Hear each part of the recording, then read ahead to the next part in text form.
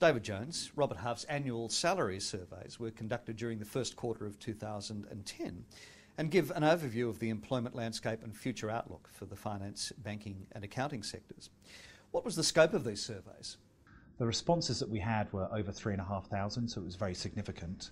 And with the data, we were really able to distill down and focus on a number of key statistics and evaluate both what really employers are feeling in today's marketplace and also what employees are feeling about today's market as well.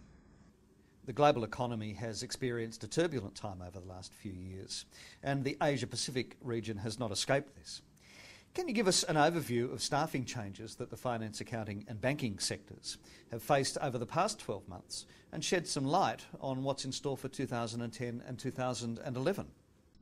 So the main thing is that markets, whether it's within commerce and industry or financial services, have definitely stabilised in all countries over the last 12 months. You can look at Asia Pacific and sort of draw some comparisons between countries and how they've performed. The stronger performing countries, or the countries that rebounded fastest from the downturn, would be Australia, Singapore and Hong Kong. Japan and New Zealand, albeit that their economies are perhaps at two opposite ends of the spectrum in terms of size, you can almost put them in the same boat. They've perhaps followed more the akin to what's been happening in North America and Europe in terms of their economies.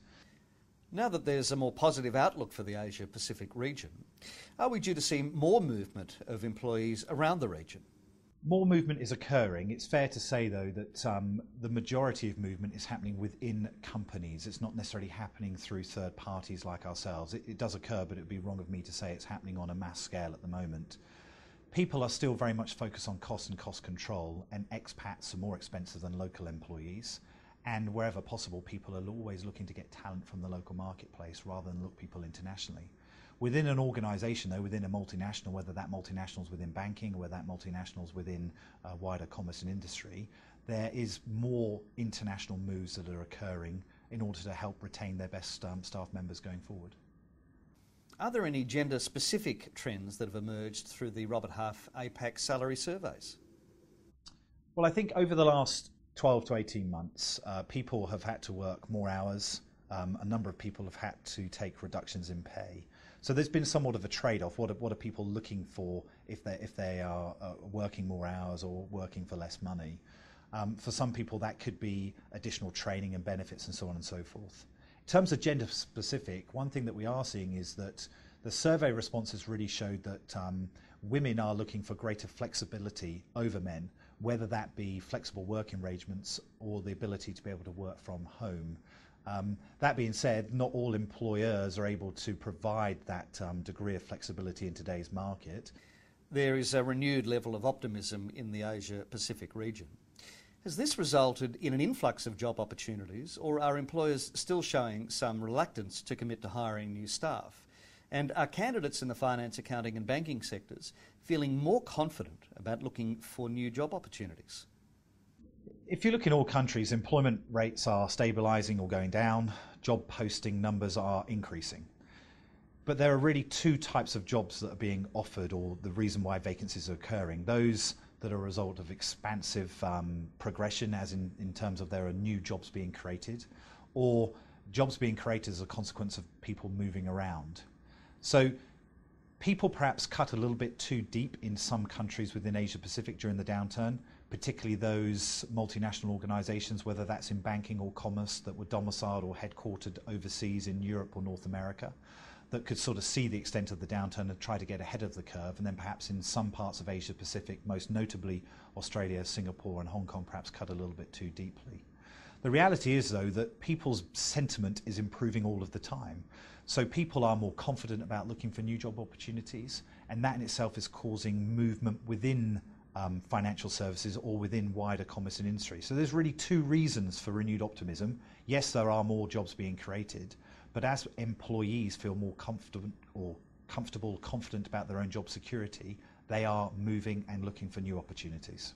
Do employees in New Zealand believe that their salary is in line with the current market conditions? Well, interestingly enough, our responses showed that more are satisfied in New Zealand than any other country in which we surveyed, with just under 70%. I think that's probably indicative of the fact that New Zealand's dominated by an SME marketplace, and those people that retained or were retained in their jobs were well looked after in terms of their remuneration level. Notwithstanding the fact that New Zealand does somewhat suffer from people going overseas for work experience, and then a number of those individuals, when they come back to this part of the world, being lured towards Australia versus New Zealand, at least initially, where there's a perception that you can earn more money. So people in New Zealand overall are pretty happy with how they're being remunerated.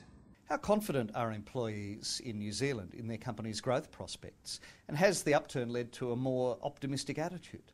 Yeah, this has changed dramatically, I would say, even over the last 6 to 9 months. So I think it was just under 90% of respondents believed that the companies they work for would grow and expand in New Zealand, which was in keeping with Australia, significantly higher than places like Japan and sort of not too far above Hong Kong and Singapore as well. So I think the reality is that because there's that SME marketplace, things can bounce back pretty quickly. It's a very entrepreneurial work environment, work culture, and people feel very optimistic about growth opportunities in New Zealand.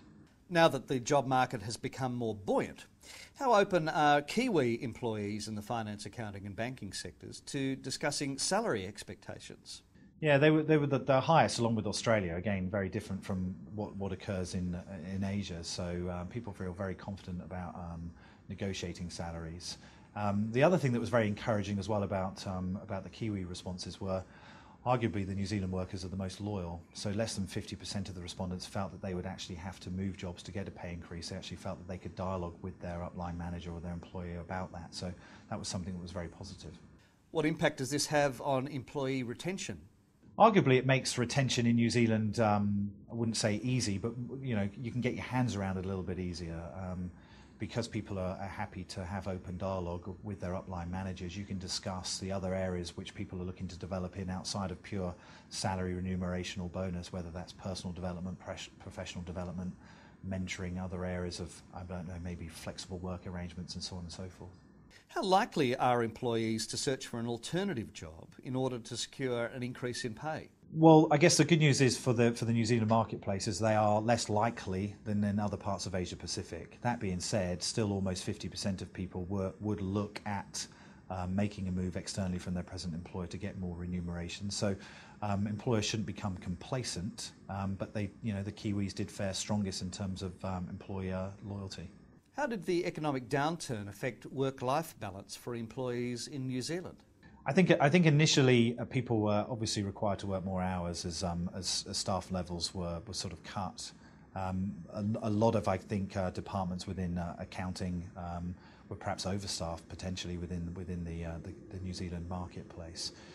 It's fair to say though that the New Zealanders sort of value their work-life balance as much as anybody else within Asia Pacific. It's right up there with Australia, if not more. And I guess the good thing is that within the respondents or the survey response that we had, the New Zealanders are less or feel less pressured to work additional hours versus the other countries, which is a very positive thing in terms of how employers are managing their employees. Are there any industry sectors in New Zealand that you predict will be more buoyant in the next 12 to 18 months? I think that the overall SME marketplace really dictates that people are sort of more interested in candidates with skill sets within financial management control, maybe some sort of process re-engineering work, really looking at efficiencies. Overall, the sectors look pretty good. There's improving within the technology sector, within the e-commerce sector, but I think the market sentiment in New Zealand is pretty good. People feel that unemployment rates have bottomed out. Unemployment rates are now going to come down, and the future looks pretty bright for the Kiwi economy.